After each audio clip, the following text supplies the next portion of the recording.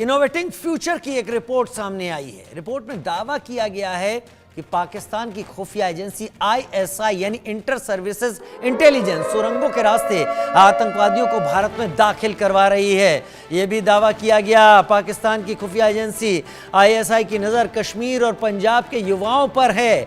सीमा पार से ड्रग्स की खेप भेजी जा रही है। युवाओं को नशे के जाल में फंसाने की भी तैयारी हो रही है। यह भी पता चला कि पाकिस्तान और चीन की खुफिया एजेंसियों ने नेपाल को अपना गढ़ बना दिया, क्योंकि नेपाल के जरिए बड़ी आसानी से भारत में घुसा जा सकता है। आईएसआई बांग्लादेश आपस में मिलकर खुफिया ऑपरेशनों को अंजाम दे रहे हैं। तो भारत को घेरने के लिए ये सारे के सारे देश और इन सारे देशों में बैठे हुए भारत विरोधी एक हो गए हैं। ताजा तरीन भारत विरोधी एक चेहरा बांग्लादेश का हाकिम बना बैठा मोहम्मद यूनुस कहा जा सकता है। अजय जांडियाल मेरे साथ इस वक्त जुड़े हुए हैं। अजय, ये खबरें कि खुफिया सुरंगों का इस्तेमाल हो रहा है, अजय मुझे आपकी वो रिपोर्ट याद आती हैं जब आपने कई सारी ऐसी सुरंगों को एक्सपोज करते हुए उनके अंदर जाकर भी दिखाया था। क्या उसके बावजूद भी आईएसआई ने और पाकिस्तानी आर्मी ने ऐसी नई सुरंगें तैयार कर ली हैं जिनके जरिए वो भारत में आतंकवादियों को भेज रहे हैं? देखिए राजीव, बिल्कुल आप सही कह रहे हैं। अगर आप देखें तो ये पहला वाकया नहीं होगा जब जम्मू कश्मीर में आतंकियों को घुसपैठ करवाने के लिए पाकिस्तान ने सुरंग बनाकर यहाँ पर आतंकियों को भेजा हो। कई बार लाइव तस्वीरें हम बता चुके हैं जब एचएसटीआई के विजुअल्स में एक सुरंग के जरिए आतंकी घुसपैठ करके आ रहे थे और उसी वक्त उनको मार गिराया गया था। जो जानकारी है, जो खुफिया सूत्रों से जानकारी मिल रही है और उसके अलावा जो रिपोर्ट है वो बताती है कि पाकिस्तान बौखलाहट में जम्मू कश्मीर में आतंकियों को दाखिल कराने के लिए सुरंग का इस्तेमाल कर रहा है। अंतर्राष्ट्रीय सीमा को जो इलाका जम्मू में पड़ता है उसमें खासतौर पे सांबा और कठुआ डिस्ट्रिक्ट का इलाका या आरएसपुरा सेक्टर का इलाका वो है जहां पर पहले भी पाकिस्तान सुरंग के जरिए घुसपैठ आतंकियों को करवा चुका है।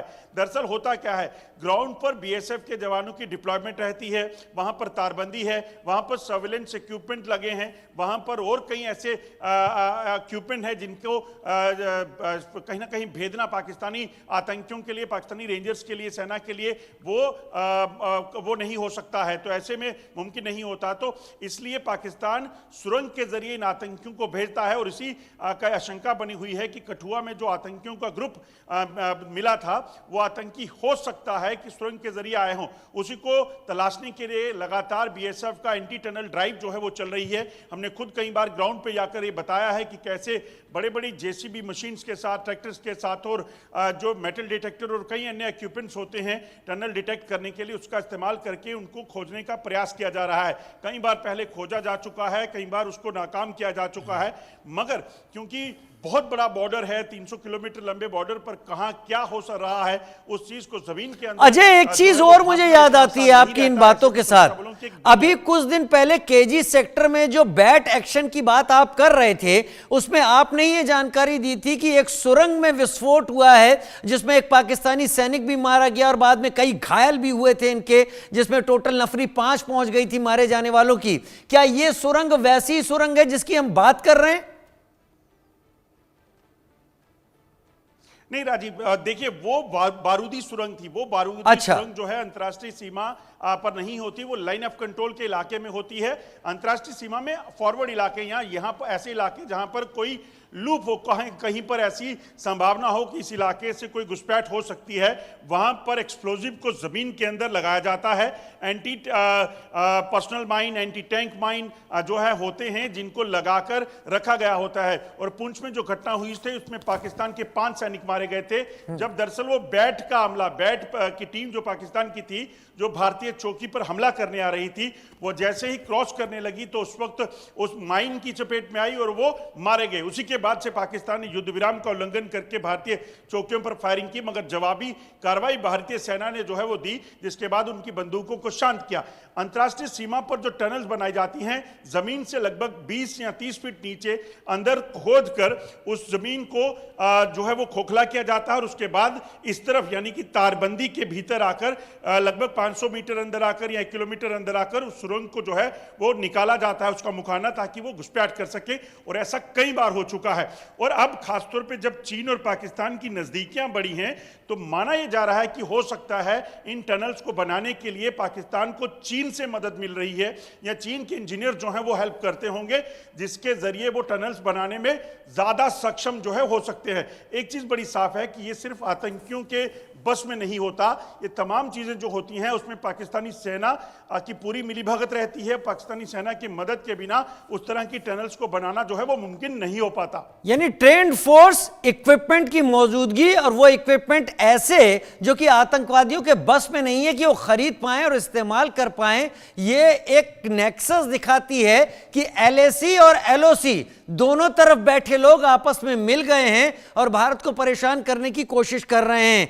क्या अब इसके साथ साथ आपकी जानकारी में यह भी आ रहा है कि इस रूट पर अगर पाकिस्तानी सैनिक हलाक हो रहे हैं, मारे भी जा रहे हैं, तो नेपाल का रास्ता मुफीद है उसके जरिए भारत में भेजने और भारत के हिस्सों से फिर जम्मू कश्मीर में आतंकवादियों को भेजने का एक रूट तलाशा जा रहा है? क्या ऐसा हो सकता है? मैं गलत तो नहीं कह रहा?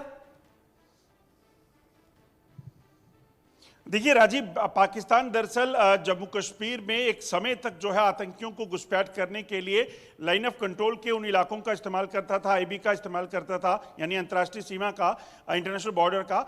जब यहां पर डिप्लॉयमेंट या सर्वेलेंस इक्विपमेंट्स या फिर ये कहा जाए कि यहां पर जो तारबंदी थी वो नहीं थी, मगर अब पूरा इलाका जो लाइन ऑफ कंट्रोल का है, एलओसी का और आईबी का, अंतर्राष्ट्रीय सीमा का, वो पूरी तरह से कवर है। वहां से घुसपैठ के चांसेस जो है वो बहुत कम हो जाते हैं। हालांकि कई बार ऐसी घुसपैठ की चीजें मुमकिन भी हुई हैं, क्योंकि जम्मू कश्मीर में जो एक्टिव टेररिस्ट हैं इस वक्त जो, वो ज्यादातर जो पाकिस्तानी हैं। मगर उससे पहले आपको बता दूं कि आज नहीं, इससे पहले भी कई बार हुआ है कि पाकिस्तान नेपाल के रास्ते वहां से घुसपैठ करवाकर आतंकियों को जम्मू कश्मीर तक पहुंचाता था।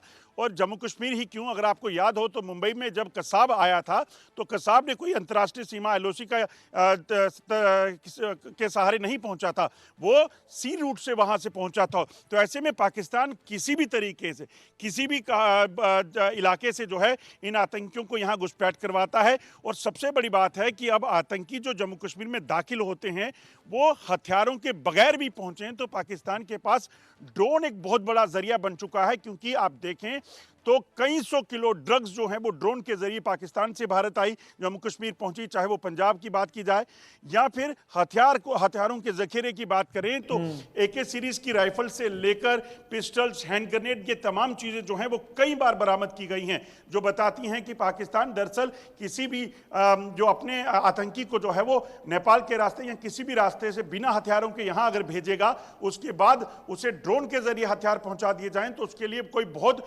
मुश्किल नहीं रह जाता।